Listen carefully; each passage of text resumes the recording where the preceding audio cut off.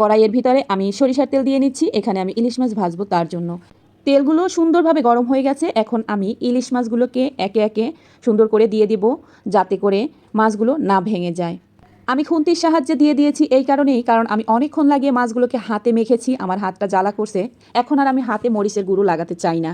Hello everyone, আসসালামু আলাইকুম। কেমন আছো সবাই? আশা করি অনেক অনেক ভালো আছো। তোমাদের কাছে আমার একটাই অনুরোধ থাকবে, যে যেখান থেকে আমার ভিডিওটি দেখছো অবশ্যই লাইক কমেন্ট করে আমার পাশে থাকবে। দেখতে দেখতে মাছের এক পাশ ভাজা হয়ে গেছে, আমি উল্টে দিয়েছি দ্বিতীয় পার্ট ভাজার জন্য।